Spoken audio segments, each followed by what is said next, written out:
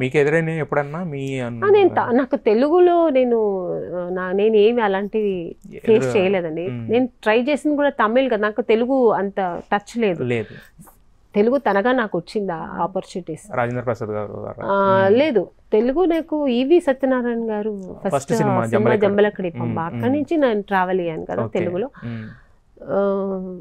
First అక్కడ తమిళ్లో నేను చేసేటప్పుడు కొన్ని కంపెనీకి వెళ్తా, అన్ని కంపెనీ కూడా నేను చెప్పట్లేదు. ఇప్పుడు ముక్తా అని పెద్ద పెద్ద కంపెనీలు ఉన్నాయి, పెద్ద పెద్ద టీ రాజేందర్ వాళ్ళతో వెళ్తే అలాంటివన్నీ ఏమీ లేదు. ఓన్లీ టాలెంట్గా మర్యాద ఇస్తారు అక్కడ, నచ్చితే వేసుకుంటారు, లేదంటే వద్దండి. అలాంటిదే కొన్ని ఉంటాయండి, కొత్త కంపెనీస్, కొంచెం చిల్లర వాళ్ళు ఉంటారు, అలాంటి వాళ్ళు చేస్తారు తప్ప అలాంటి వాళ్ళు అడుగుతారు.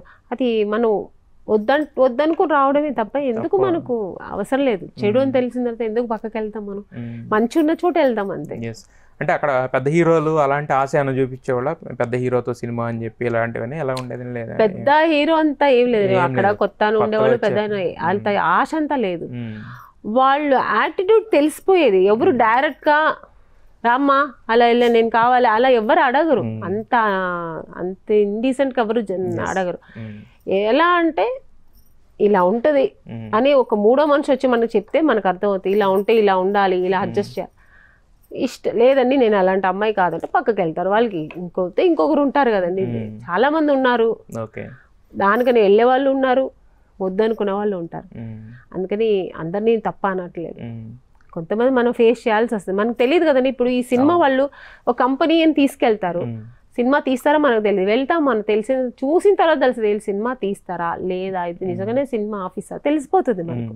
సో అప్పుడు మనం పక్కకు రావడమే. అంటే మనకి స్టార్టింగ్ స్టేజ్ లోనే ఇలాంటి ఇవి ఉంటాయి, అలాంటివి ఉంటాయి. తర్వాత వన్స్ మాకు సినిమా ఇండస్ట్రీలో మాకు ఒక ఫేమ్, మాకు ఒక ఇది దొరికిన తర్వాత అలాంటివి ఏది ఉండండి, మనకు దొరికే మర్యాద దొరుకుతుంది.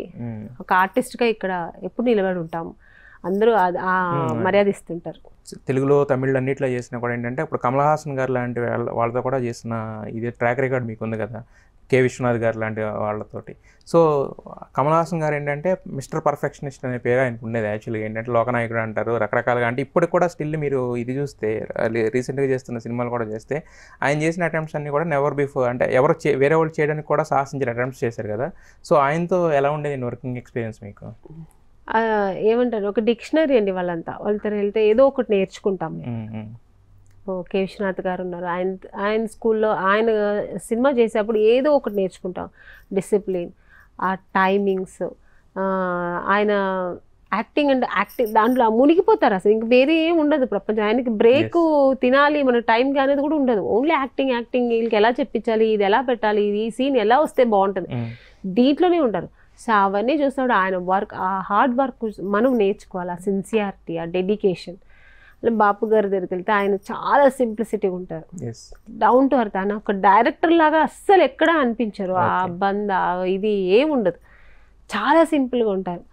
వర్క్ మార్నింగ్ 6 o'clock అంటే 5:45 అక్కడ ఉంటారు ఆయన విత్ పేపర్తో. సో అంత సింప్లిసిటీగా ఉంటారు. సో ఆ టైమింగ్స్ కానీ ఇది కానీ, ఈరోజు 2 సీన్ అనుకో 2 సీన్ తీసేవారు ఆయన అనుకున్నట్టు. సో అక్కడ అలాంటివి నేర్చుకున్నాను.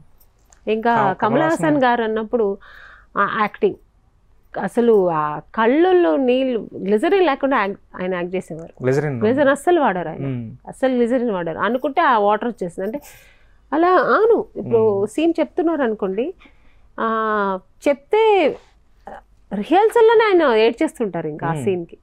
అవన్నీ చూసి అంటే ఇన్వాల్వ్మెంట్, ఆ సీన్లో ఇన్వాల్వ్మెంట్ అవ్వడం.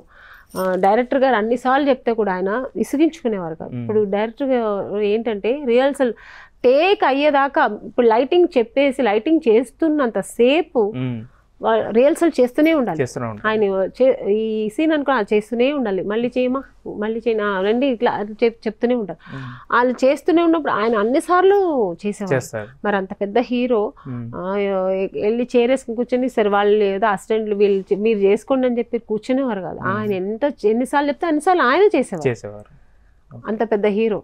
సో అవన్నీ నేర్చుకున్నాను నేను. ఎంత సీనియర్ అయినా మనం కూడా ఇలాగే ఉండాలి. అంత పెద్ద సీనియర్ మనం కాదు, ఎంత ఎదిగినా ఆయన అలా ఉన్నారు కదా. సో అది అవన్నీ నేర్చుకున్నాను. ఓకే, మరి తెలుగు ప్రేక్షకుల్ని అలాగే జోవిల్గా ఉండేవారు, అంత పెద్ద హీరో కదా, అందరి దగ్గర చక్కగా మాట్లాడుకుంటూ నవ్వుతూ ఉండేవారు అనమాట. అయితే తెలుగు ప్రేక్షకులు మిమ్మల్ని ఇంతగా ఆదరించారు, 2 నంది అవార్డులు కూడా అందుకున్నారు తెలుగులో.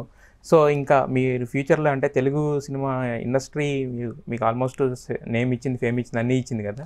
సో మరి ఇంకా ఫర్దర్గా ఎలాంటి అప్రోచ్తో రావాలనుకుంటున్నారు, ఎలాంటి సినిమాలు చేయాలనుకుంటున్నారు, ఎలాంటి? ఇంకా నాకు చాలా క్యారెక్టర్స్ చేయాలని ఉంది, మంచి మంచి రోల్స్ చేయాలని ఉంది.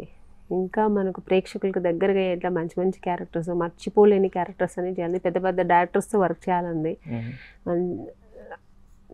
వస్తే తప్పకుండా చేస్తానండి. మరి ఇదివరకు హీరోలందరూ కూడా, మీరు పెద్ద పెద్ద హీరోలందరూ కూడా ఇంకా కంటిన్యూ అవుతున్నారు కదా, మరి మీరు వాళ్ళతోటే అప్రోచ్ అయ్యి చేసి అలా అలా ఎప్పుడు అడిగే ఇది లేదా మీకు? అంటే నేను ఎప్పుడు అడగను, వచ్చింది చేస్తాను, వచ్చింది చేస్తానండి.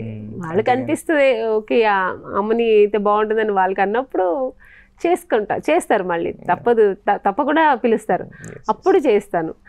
నేనే ఎందుకు వెళ్ళి అడగడం కూడా బాగోదు కదా.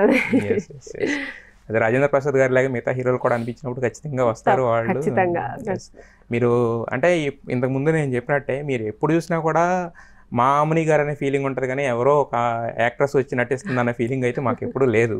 సో మీరు బుల్లితెర మీద చేసినా, వెండి తెర మీద ఉన్న ఎక్కడైనా కూడా ఇప్పుడు మా అమ్మని గారు లానే మేము ఫీల్ అవుతాం.